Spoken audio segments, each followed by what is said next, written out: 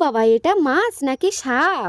তো হ্যালো বন্ধুরা, দেখো তোমাদের দাদা সকাল সকাল এটা কি নিয়ে এসেছে। ও যখন প্রথম এটা নিয়ে এসে আমাকে দেয়, আমি একদম সত্যি বলছি, এটা দেখে আমি ভীষণই ভয় পেয়েছিলাম। তারপরে তোমাদের দাদা বলে, আরে পাগলি, এটা হচ্ছে একটা মাছ। তাও কেন জানি না আমার ভীষণ ভয় করছিল। দেখো আমি ওর গায়ে হাত দিতেও ভয় পাচ্ছিলাম। যাই হোক, এখন তোমাদের দাদা ভাই এটা আমার হাতে ধরিয়ে দিয়েছে। আর এই মাছের গায়ে প্রচুর পরিমাণে নাল হয়, আর এই মাছগুলো বেশিরভাগ নদীতেই হয়। কেউ কি বলতে পারবে এটা কি মাছ? তাহলে কমেন্টে জানাও। এখন এই মাছটা কাটা যাক, চলো। দেখো মাছটার গায়ে ছাই লাগার সাথে সাথেই মাছটা কেমন রোলের মতন পাক খাচ্ছে। আর এই ভিডিওতে একটা টিপস বলবো, ফুল ভিডিওটা দেখো, জানতে পারবে। প্রথমত মাছটা খেতে গেলে কত কিছু করতে হয় দেখো। এই মাছের ছাল নাকি ছাড়িয়ে খেতে হয়। এই মাছের ছাল ছাড়াতে গেলে ভীষণই একটা কষ্টের ব্যাপার। কিন্তু তোমাদের দাদা ভাইয়ের মাথায় কি বুদ্ধি দেখো। আমাকে প্রথম বললো দুটো ডুমুরের পাতা তুলে নেয়। আমি বললাম কি করবে তুমি? তারপরে দেখি ডুমুরের পাতা দিয়ে পুরো মাছের ছালটাকেই ছাড়িয়ে ফেললো। আর এই মাছের ছাল কিন্তু অত সহজ না ছাড়ানো, কিন্তু তোমরা ডুমুরের পাতা ইউজ করতে পারো, পুরো সুন্দরভাবে ছাড়িয়ে যাবে।